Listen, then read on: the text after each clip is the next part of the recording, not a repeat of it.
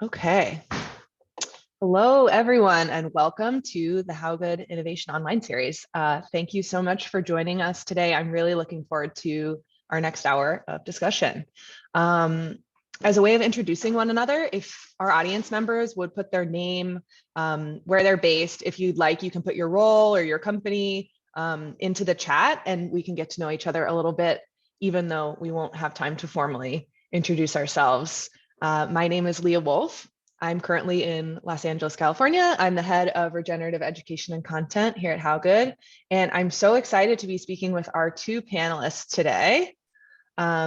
Joining us is Christina Skonberg, the Director of Sustainability and Strategic Sourcing for Simple Mills, and Mike Lee, the co-founder and co-CEO of Alpha Food Labs. And today we're going to be talking about sourcing biodiverse ingredients, what that means, why it's important for a more resilient supply system and a healthier planet. Just to give you a quick run through of our agenda for our time together today, we'll finish up our introduction. We'll have a 40 to 45-minute conversation with our panelists. And finally, we'll open it up for a little bit of a Q&A with the speakers before we wrap up at the top of the hour. As we continue with our discussion today, I'd like to invite the audience to put questions for our speakers into the chat, and I'll do my best to get to them and relay them to our panel. I'm also really looking forward to our next two sessions. The first is on the 17th of February with Carlos Londono, the VP and head of supply chain for Chipotle, and Chris Oliviero, who's the general manager of Nyman Ranch, and they'll be discussing the 20-year partnership between the two companies and the benefits of deepening supplier relationships. And then next we have Jay Watson, who's the senior manager of global impact initiatives at Danone, joining us on March 3rd to talk about moving the needle toward more sustainable procurement practices. So I hope you can join us for one or all of the upcoming sessions. You can sign up for them on our website, and I'm going to drop that link into the chat right now so that you are able to do that. Great. Okay, so without further ado, I'd like to open up the floor to our two panelists, Christina and Mike. If you'd like to do a quick introduction, you can talk a little bit about who you are, where you work, maybe a little bit about your sustainability or regenerative journey. I'd love to hear from both of you. Mike, do you wanna start? Yeah, sure. Thanks, Leah. Great to be here and meet everyone virtually on this. My name is Mike Lee. I am co-founder, co-CEO of a company called Alpha Food Labs. We are a consulting firm that works with mission-driven food companies to do systems change and create food that's better for people and planet. I'm based in Brooklyn / Detroit. I'm in Detroit actually right now. My co-founder is in Los Angeles right now. Yeah, that's what we do day in, day out. Coincidentally, Christina is actually a client of ours, and we're actually working on a project with them actively right now. That was totally not actually planned, but here we are together. So yeah, sustainability journey. Yeah, I mean, I guess, we've always been working with the mission-driven companies that are a part of the good food movement. I think probably 7 years ago, we took a deeper dive into specifically biodiversity. We think that biodiversity is one of the big linchpins because it's the one thing that I think serves an altruistic goal, meaning sustainable regenerative practices, but also in some cases, a lot of cases, a hedonistic goal, meaning it's new variety for people. And part of our big thesis is that if we want to mainstream the idea of sustainable and regenerative, we have to kind of go after the middle of the bell curve, the people that don't show up to calls like this, the people that just want good, healthy food or good tasting food. And if you can find the win-win, that is food that is good for the planet, but also serves the selfish needs of everyday eaters, then I think that's a really good way to scale regenerative. And so, that's a big part of our thesis. Wonderful. Thank you so much. Christina? Hello, everyone, and thanks, Leah and Kate, so much for hosting us here. Nice to see you again, Mike. We've had lots of recent conversations about just this topic, so it's fun to continue it with all of you. I lead the sustainability and strategic sourcing team at Simple Mills, and we make lots of different foods all the way from baking mixes to crackers to snack bars to cookies.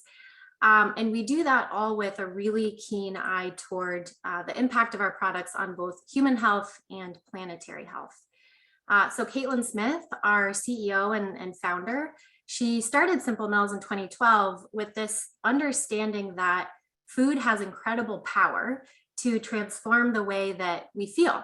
So health and wellness and kind of selecting ingredients with human health in mind have always been, a real cornerstone of our mission at Simple Mills.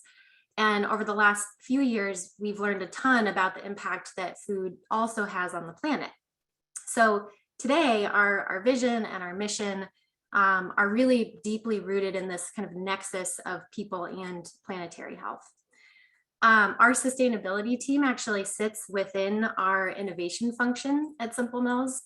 And I mention that because it means that we quite literally have a seat at the table with our R&D scientists as they're designing products with environmental impacts in mind from the very earliest stages of product development. And because we are a food company and the bulk of our environmental impact stems from the farm level of our supply system, from things like greenhouse gas emissions to water use to biodiversity impacts. Because of that, agriculture is really where we are doubling down on our planetary health journey. So, farmers and scientists are really some of our most critical partners and sources of learning in this work. And we're early in our journey. We have a lot more work to do. But I would just say that we're really excited about some early progress around positioning our product design and our ingredient sourcing as really, some of the most powerful tools that we have to impact outcomes that we care about, like biodiversity, like soil health, like resilient farmer livelihoods. So Leah, you asked about kind of a personal sustainability journey, and I'll just share that my foray into this space in food and ag really started with an interest in plant science and botany. So in undergrad and grad school, I was studying ag science and thinking, maybe I'll end up working in a lab for the rest of my life. And, at some point I realized that actually working within the food industry and business could be a really powerful way to help influence the way that food is grown and the way that food has an impact on our planet. So really happy to be here today and part of the conversation. Well, we are so glad to have you. Thank you both so much. That was right off the bat, a ton of great information and context. So I'm just even more excited about the rest of our conversation. I wonder if each of you could answer, or, if one of you wants to field this one, talk a little bit about what biodiversity means to you, to your organization. And I think to maybe do a little bit of clarification, I think maybe people have a pretty good grasp of what biodiversity means as a general concept, but when it comes to specifically crop biodiversity or agricultural biodiversity, I think that maybe people get a little bit lost. So I wonder if one or both of you would like to speak to that. Yeah, I can start. So in terms of kind of thinking about biodiverse ingredients, I don't think of them as ingredients. I think of an ingredient as biodiverse that comes from a biodiverse system, right? And I think a big part of the sea change of how the conversation on regenerative and biodiversity is different than the current sustainability conversation is so much of the food industry is so dedicated to finding ingredients and making them hero ingredients. Literally palm is $1 billion company built off of one ingredient, right? And everyone every year goes to Expo West looking for the next chia seed or the next thing, right? I think feels like a little bit of oxygen, and like that just feels normal in the natural foods industry. But I think the problem is that kind of thinking is what gets us away from biodiversity in the first place, because you find the thing and then you just exploit the hell out of it, and you're not really helping biodiversity. A lot of times I think people kind of say, well, this is a new ingredient that's not corn, wheat, or soy, so it's biodiverse. Well, maybe, I would say that all regenerative has biodiversity in it, but not all biodiversity is regenerative. I don't know that just kind of Well, it's tough because if you have a new ingredient that is out of the mainstream, is that helping to diversify diets? Sure, it absolutely is. But that's not a silver bullet. You know, you can't just fly over an ingredient from Africa that people don't eat in a common way in the United States and say, okay, I've done my job in biodiversity. It has to be coming from a diverse system.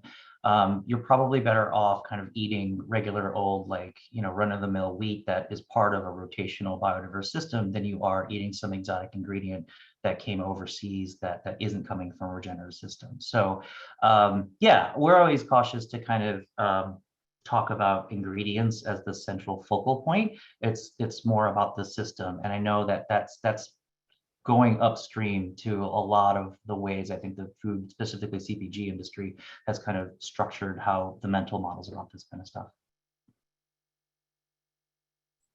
Yeah, I would say we take a pretty similar approach at Simple Mills, maybe not surprisingly because we work really closely with Mike and Danielle at Alpha Food Labs. But, you know, in this space, we get a lot of questions like, is this ingredient biodiverse or is this ingredient regenerative? And to Mike's point, I think it's a bit of a misnomer, right? Because the context around those ingredients and their systems is really what's relevant to what outcomes are coming out of the system.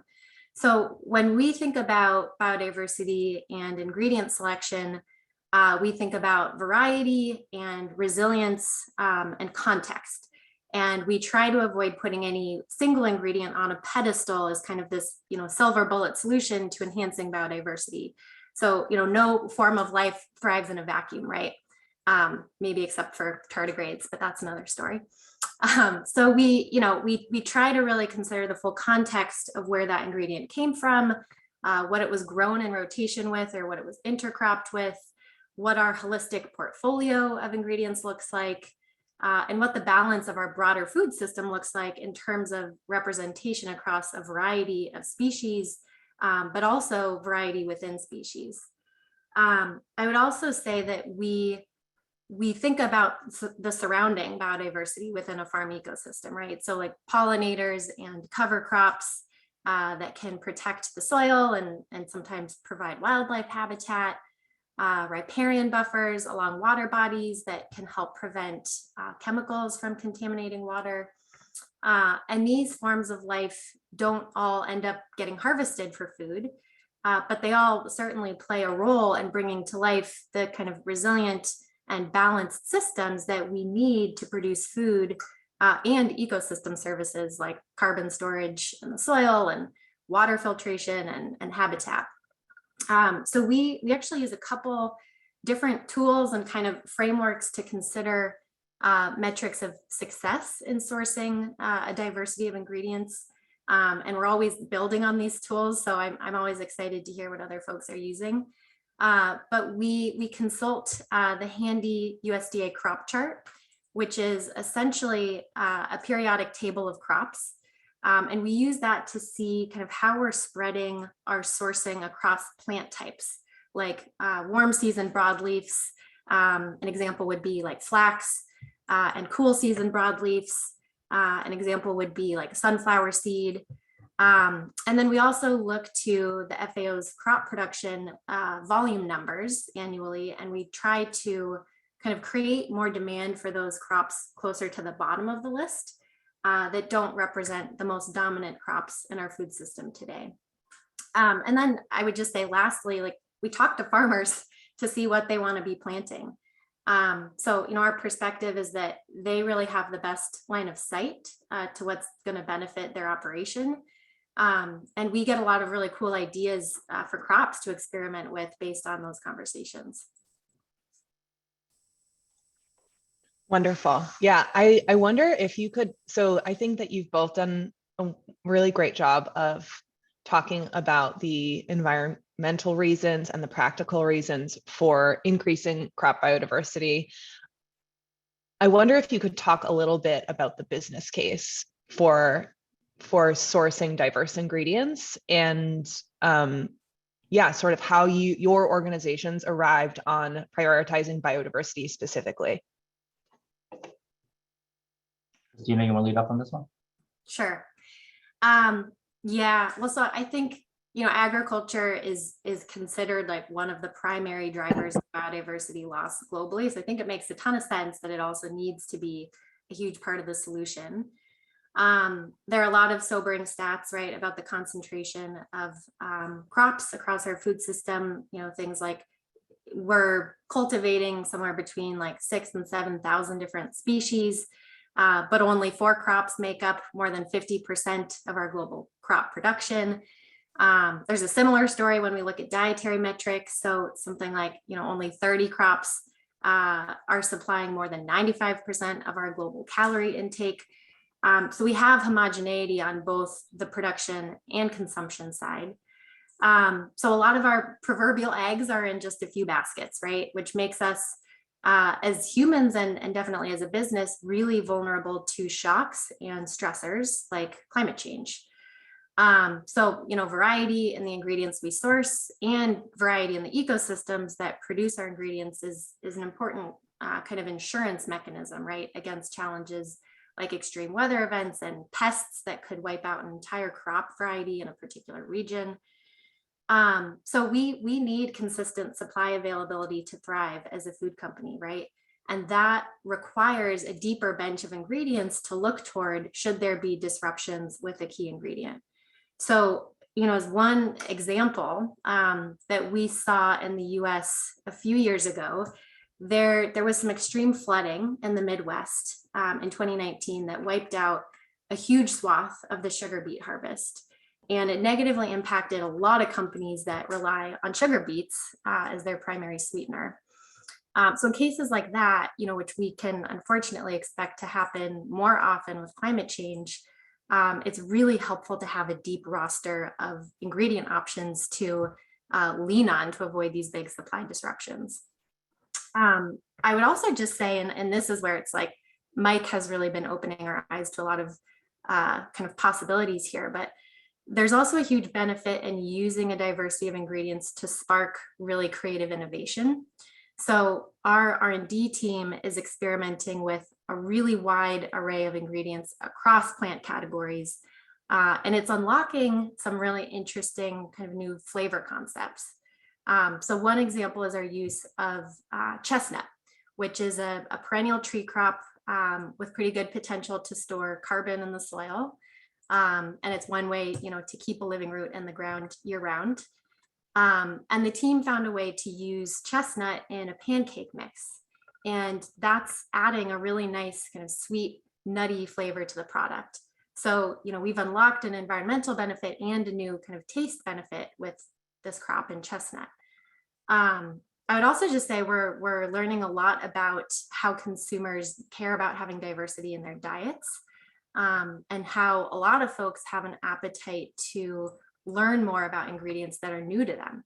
So while a lot of the ingredients that we're looking at, we're talking about, are certainly not new to human cultivation, and certain cultures that may have been growing these crops for centuries, I think there's an opportunity to introduce people's palates to something they haven't experienced yet, and that's exciting to us. Yeah, and just to build on that, that's a huge yes, and because all of that stuff, and Christina, you wonderfully kind of talked through the systems value and the R&D opportunities and things like that.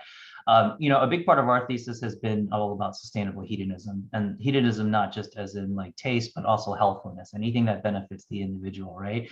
And we're always looking for overlaps in that. And up front, we talked about how biodiversity does all the things that Christina says, but you could look at the whole like percentages of species we're using on the planet for foods as a sustainability lens, which certainly those are meaningful statistics around that. But you can also look at it through the lens of like a foodie and say, oh my gosh, we're leaving flavor on the table. I haven't explored all of these wonderful tastes and textures, or if you're looking at it from a health angle, what if there's something in there that can help me with my health goal X, right? So, again, it comes back to that double-edged sword, because that's the kind of stuff that makes a lot of this stuff concrete and real for the average person. Not every consumer, unfortunately, is trying to solve climate change every single time they go to the grocery store. If they were, then we'd be in a much different place right now.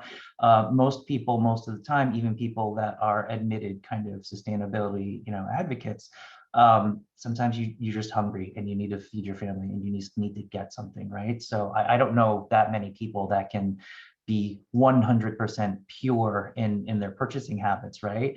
At least not in a meaningful mass of people. So I think the hedonistic part to complement the sustainability is so important. Because time and time again we do studies with people, and those are the top two things that influence people's food choices. It's taste, it's health, cost, depending on who you're asking for, and then sustainability is always a third or a fourth. Now within sustainability, there's a bunch of factors that influence people, but you got to realize it's still only the third or fourth rung of the ladder, and the weakest element on taste can supersede the strongest element on sustainability for people. So I wish it wasn't so like that, but it is what it is. And we have to lean into that and kind of address that and meet people where they are. Yeah, I wonder if you could talk a little bit more about some of the strategies that you use for sort of delivering these unfamiliar ingredients to a market. I know that, Christina, you touched on sort of using pancakes as a Trojan horse for chestnuts. And I wonder if you could talk a little bit more about some of the strategies your team has around accomplishing that. Yeah, sure.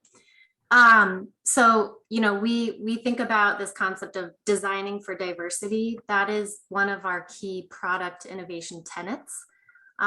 So that means that, one of our approaches to building farm level impact into new products is including plants from across different categories. So that could mean that we use seeds from something called the woolly watermelon, which is a warm season broadleaf with good soil coverage, helps prevent soil erosion. And we could use flax, which is a cool season broadleaf that can make great pollinator habitat, among other benefits. And we're actually using that combination today in our sweet thins product. We can also look at the potential ecosystem services that crops can provide. So, I mentioned perennials like chestnuts. They can have a soil carbon storage benefit. Legumes like beans can fix nitrogen in the soil, which can help reduce the need for chemical inputs. So we're looking at metrics of success beyond traditional things like yield or, shelf stability. And then, working directly with farmers, right, to understand what they want to put in their rotations or, in their agroforestry systems. That's a really important part of our strategy. So those conversations, both, with farmers in our supply system and with kind of thought partners of ours outside of our supply system, those dialogues help us understand what's good for the kind of holistic farm ecosystem. And also for kind of farmer livelihoods and their own, experimentation process and farming philosophies. So we have, just to kind of share a little bit how the sausage is made, we have within our innovation structure, we have a framework that we use for designing new products. And that tenet of designing for diversity is one of three key pathways that we look toward to make a positive environmental impact through our products. So it's something that our R&D team, our marketing team, procurement team, sustainability, our whole cross-functional team is reviewing at the very earliest stages when we're thinking about new product development. So it really is baked into the way that we're designing food.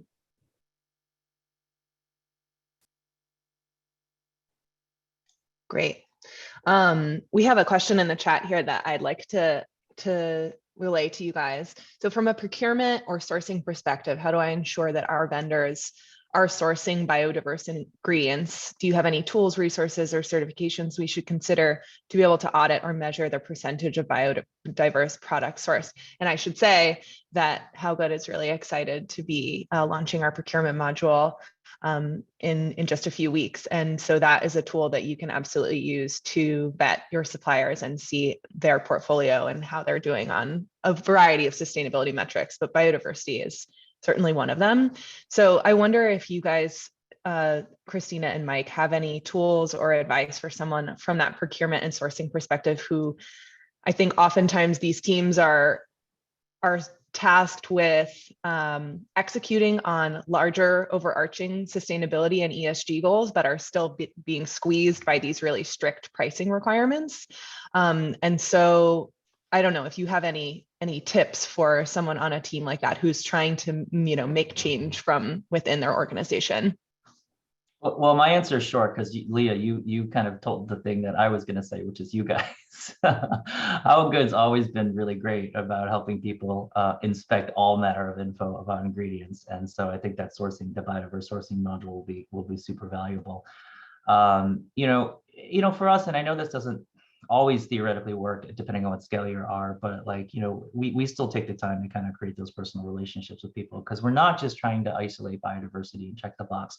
We're trying to kind of create a fully regenerative kind of relationship with them, and I think that's hard to do through only just looking at third-party certifications and kind of trusting your supplier there. It's more getting on the ground and talking with them and understanding from their point of view what's happening on their land, what does their land need. We always love to ask the question, what do you want to plant for your land, but you don't have a market for, and you'll find that it's a surprisingly a lot of things that growers say. I think sometimes they're confused by the question because they're not used to answering that question or having that being asked to them. They're used to people just saying, I need this, and that's a central tenet, I think, of the regenerative movement, is that is a form of putting the farmer back on the platform, so to speak, right? It's just saying, forget what I need right now for a second, tell me what you need to grow, and then maybe we can figure out how to help you build a market for that by hey, R&D lab's got a great reason to use chestnuts, right? Oh, you need to grow chestnuts? Amazing, let's do this. So I think that's really the ultimate tool, if you want to call it that. I think you can use tools like what How Good offers to kind of narrow the field for you. But at the end of the day, I think you got to get in the ground and form those relationships with them. I completely agree. There are so many tools out there that can help with this. I think I would focus on like relationship building with not just farmers, but suppliers, right? A lot of us work for companies that don't have direct contracts with growers. And in those cases, I think it can be really useful to just challenge the way that we've traditionally worked with the different nodes of the supply system and ask a lot of questions. So, one thing that we're thinking about at Simple Mills is like, how can we build trust with our suppliers and have a dialogue about the level of visibility that they have to farm level? Can we partner with them to learn more about what's happening at farm level? So one tool that we use that our very brilliant team built is an internal kind of engagement tool. And we kind of intentionally call it an engagement tool rather than like a scorecard or an assessment, because for us, it's a conversation. We want to learn more about what's happening at farm level and enter a conversation about what can be done to continue to build resilience in that operation. So certainly there are those kinds of tools you can leverage to get information, but I think so much of it comes down to framing up the conversation as a dialogue and learning more about what's happening at farm level and really trying to move away from kind of a judgment call or a score, right? And figuring out how all these nodes in the supply system can partner to push us farther on the outcomes that we want to see.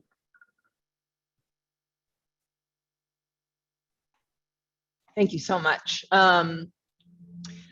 I'd like to talk a little bit. We touched on trends, food trends a little bit earlier in the session, and I'd like to revisit that a bit and I'd like to ask how we can avoid sort of the quinoa problem, right? Where an ingredient becomes really trendy, the market explodes, producers scramble to grow as much as they can, and then whatever regenerative or sustainable integrity that may have been in that system before degrades, and with it, a lot of biodiversity.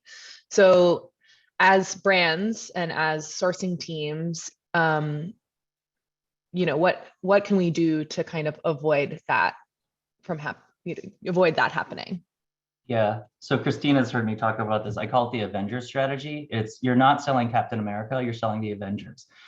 And it's the unit that's the thing to do, not the ingredient. So that can be as simple as literally, instead of going out with quinoa, go out with quinoa plus the other ingredient that is complementary to quinoa. You don't even have to like market like 13 ingredients for a whole full system. Start with just like 2 or 3, you know.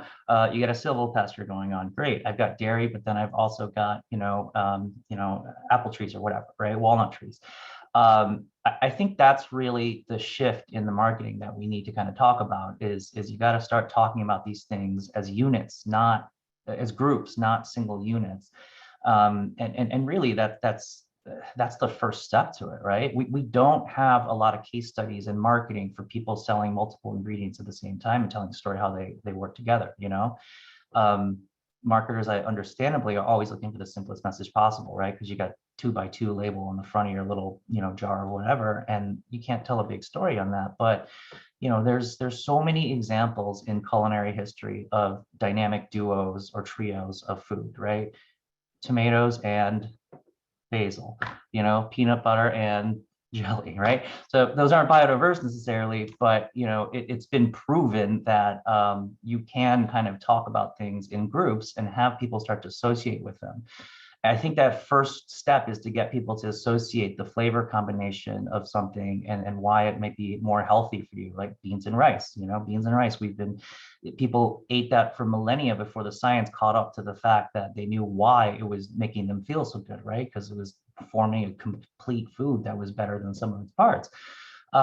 So I think that's just a good start, right? Is as you're hunting through an ingredient that you might think is interesting to use in your product, ask more questions of the farmer and say, hey, what other crops, if any crops, if you grow alongside or in succession with that ingredient that I asked you about first, what other things exist, right? And not all of them are going to work for your product, admittedly, but just ask the question and see what other stuff is available and could potentially be useful for something in your product.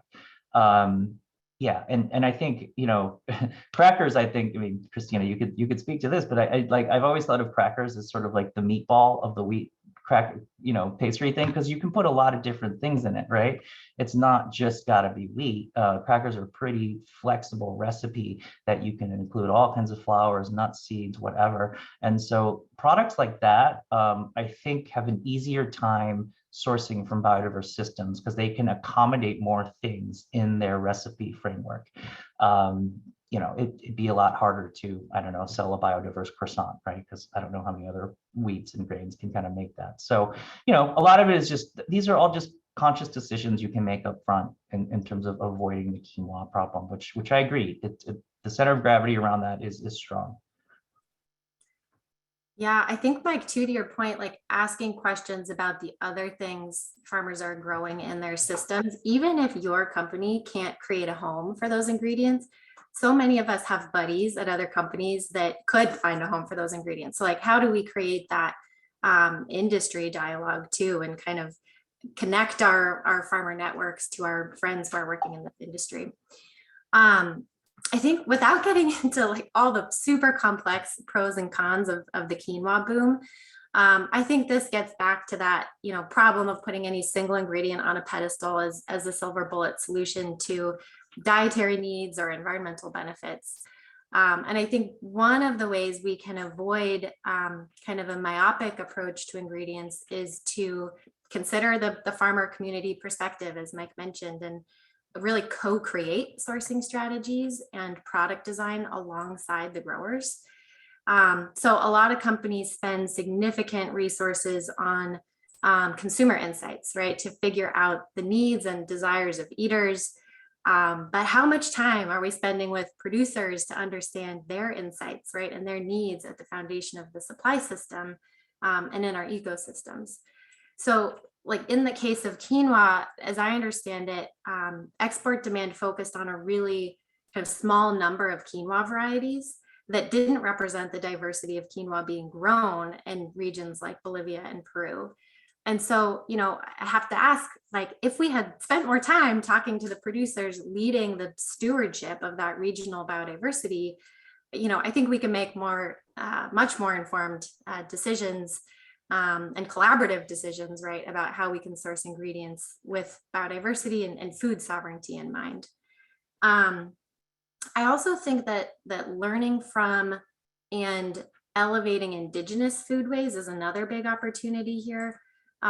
So preserving agricultural biodiversity is really important for cultural preservation and food sovereignty. And, you know, this might go beyond how companies source ingredients tangibly.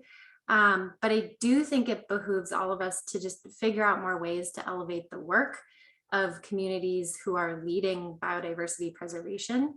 So, you know, some estimates say that Indigenous communities are stewarding like 80% of our remaining global biodiversity, while making up something like 6% of the global population. There are some really neat drought adapted plants that Indigenous communities in the Southwestern US are growing.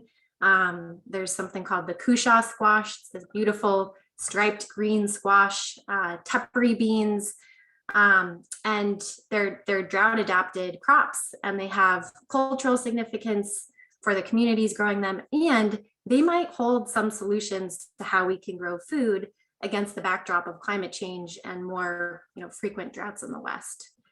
So, and then just to echo, you know, Mike's point about kind of looking into what other crops work well in rotation or in conjunction with the ingredient that you are interested in.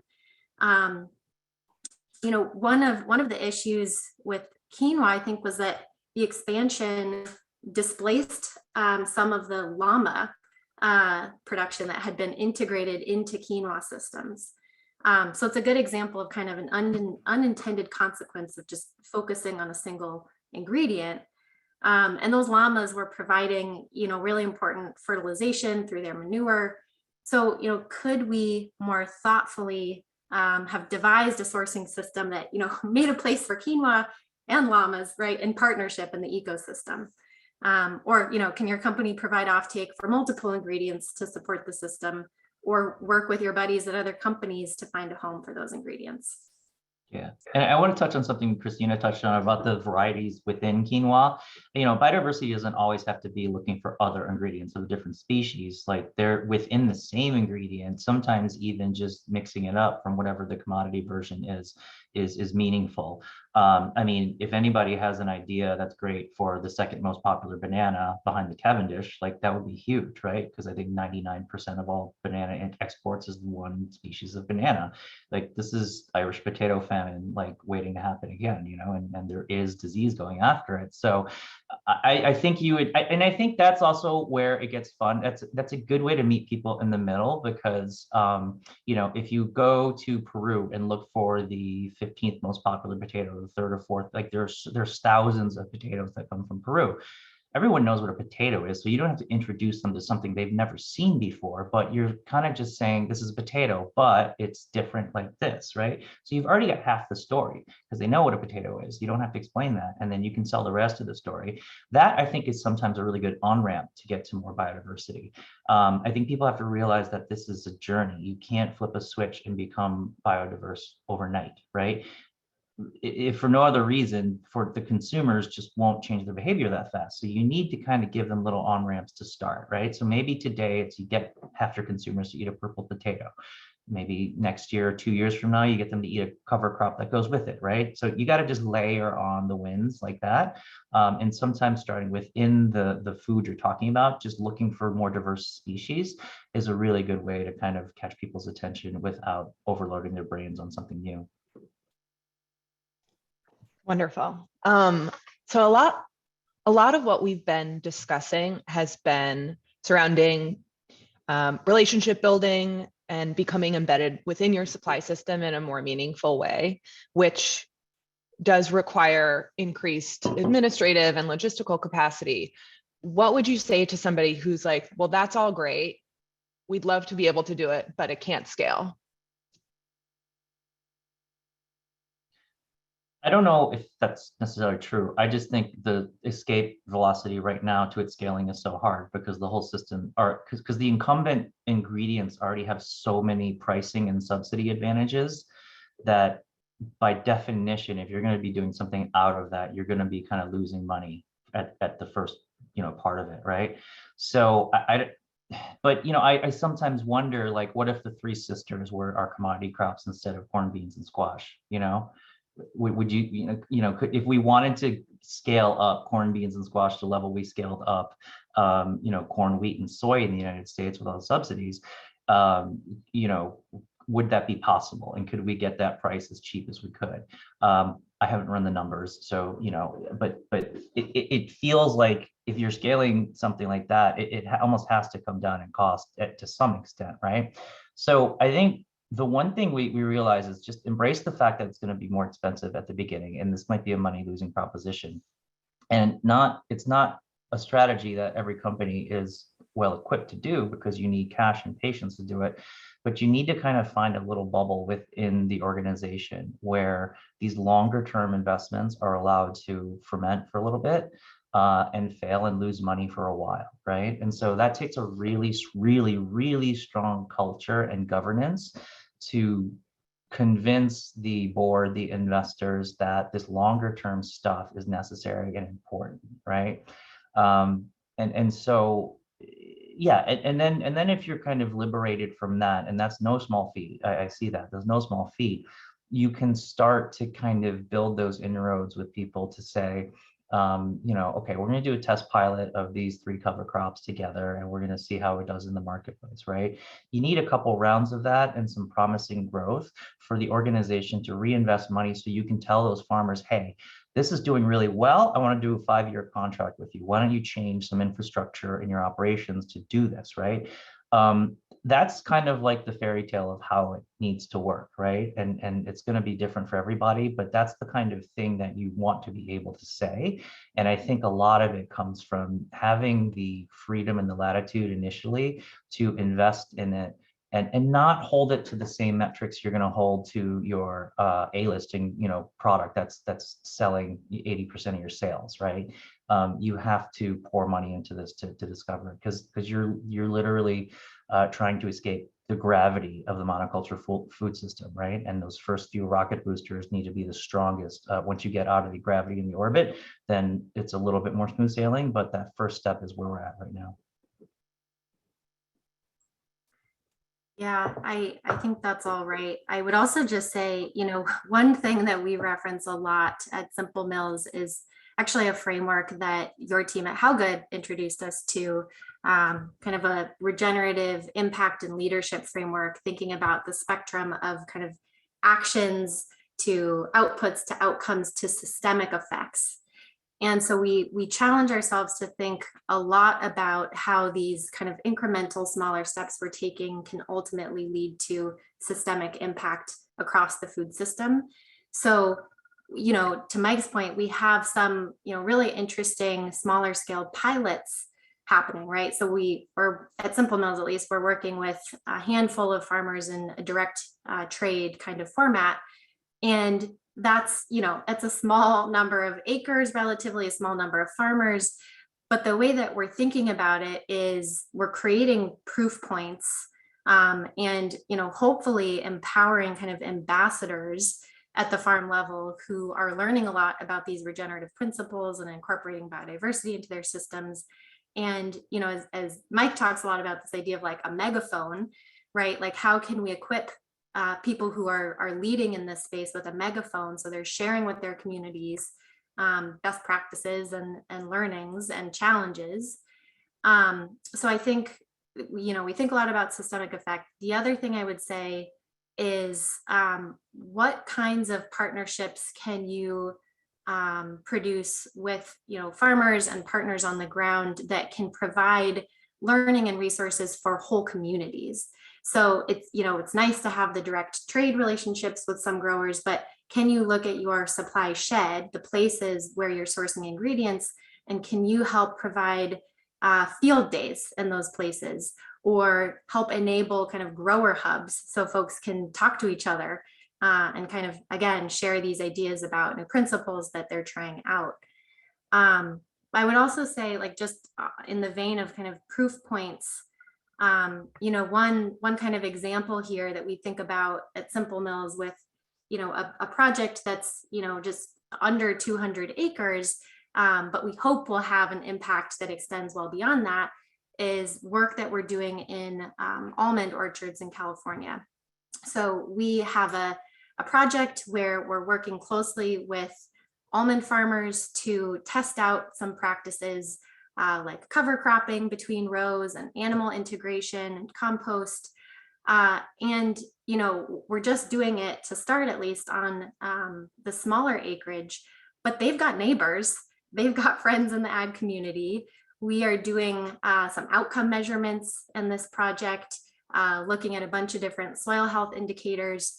So once we, you know, start learning from the project and getting some of those outcomes, and once, you know, conversations start happening between the growers in this region, can we kind of spread some of this information and some of the, you know, hopefully the benefits that can come out of using these principles. So I think those proof points and kind of pilots, we hope to position them as having kind of an outsized impact across the food industry.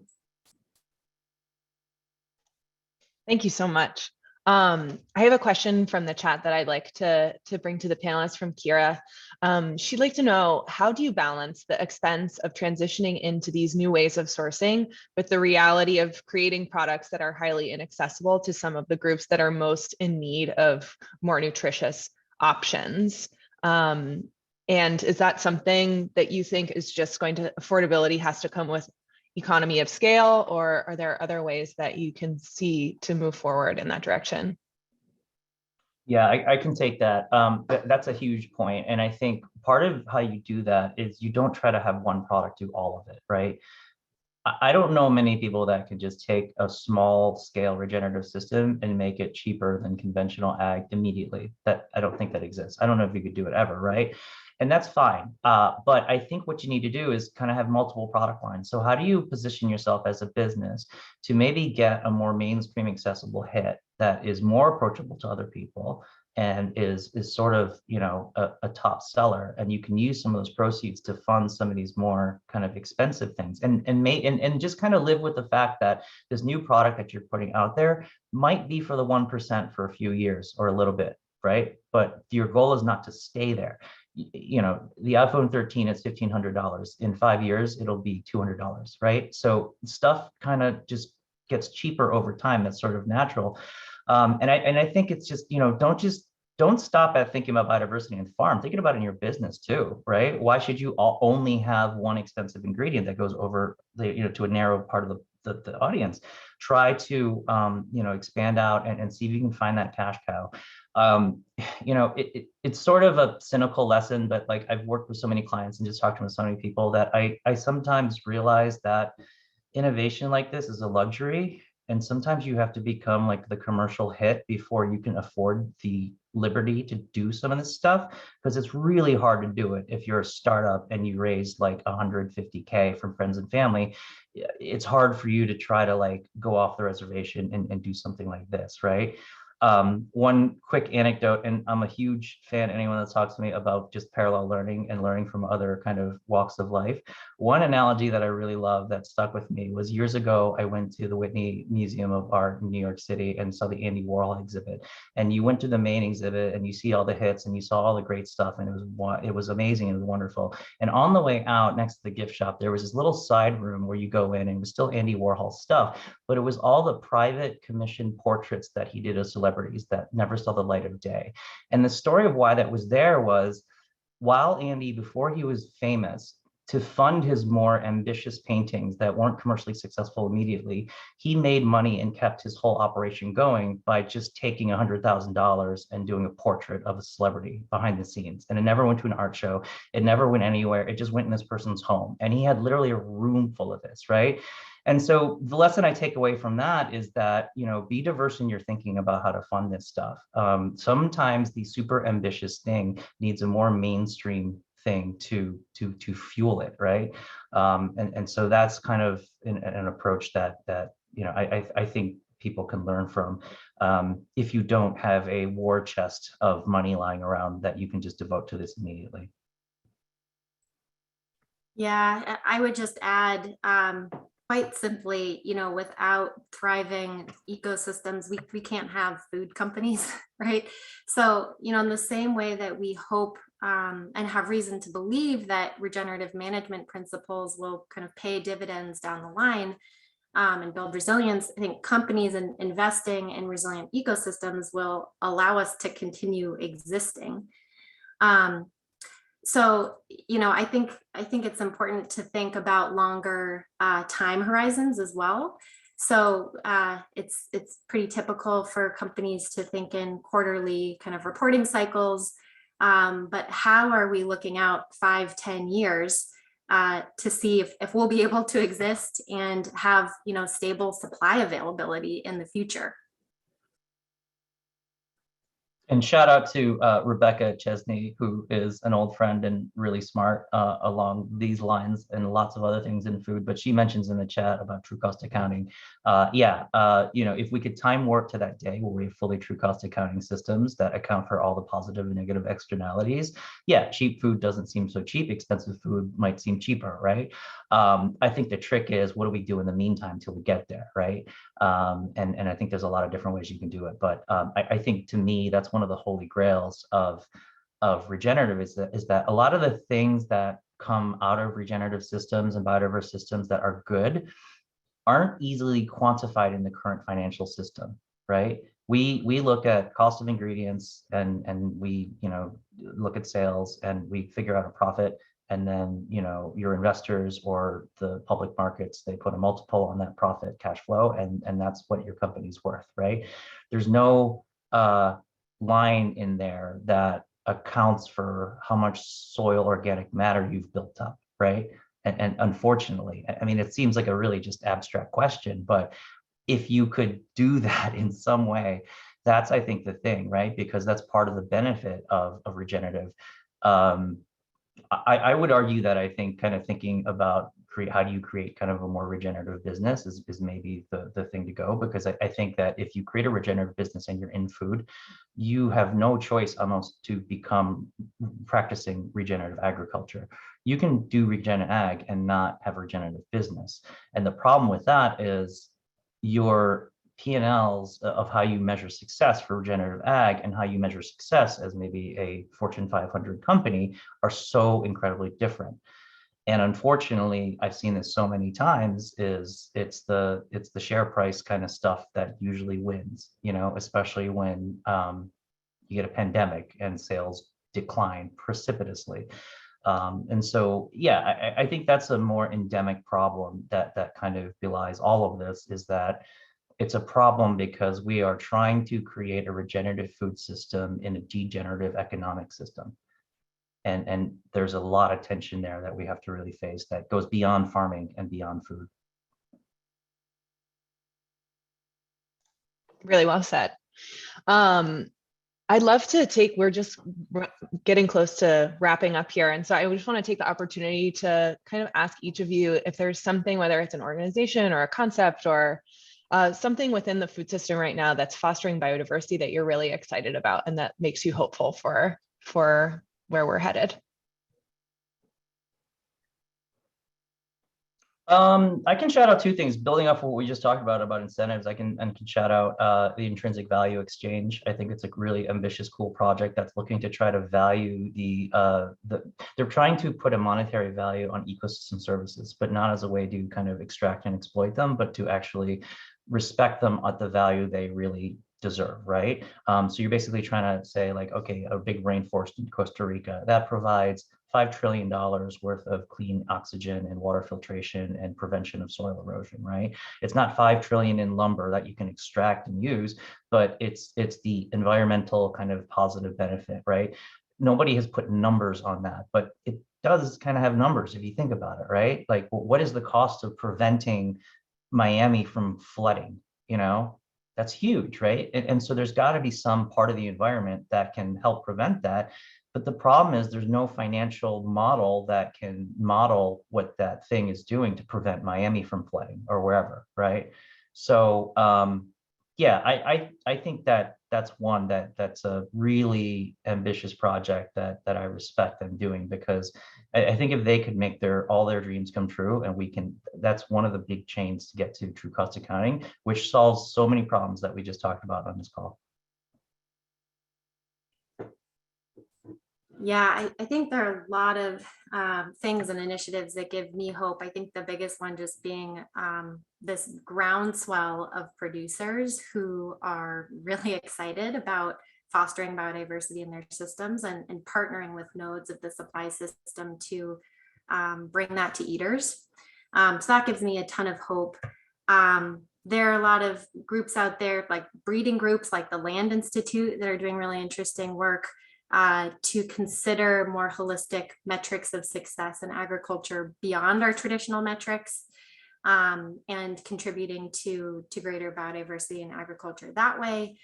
A lot of interesting kind of seed saving groups. I would say too, just, you know, a lot of, and we need more of this, but attention toward, again, Indigenous stewardship of biodiversity. There's just so much learning that we have to do from these foodways. And I'm excited to see more focus on that and more kind of recognition of those roots of regenerative agriculture and just principles of biodiversity. Well, thank you both so much for your time, for bringing your knowledge and your perspective. This has been a wonderful conversation. I really appreciate you taking the time out of your busy schedules. I'd like to just leave everyone with a big thank you.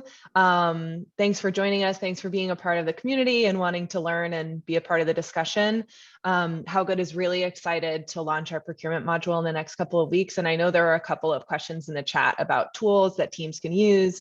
And this is a tool that we're excited to provide to people that you don't have to have a science background and can really make a difference. So thank you very much for coming. I hope that we'll see you in our upcoming sessions. Sign up on our website, and I'll see you next time. Thank you so much. Thank you. Have a great one, everyone. Take care. Bye. Bye.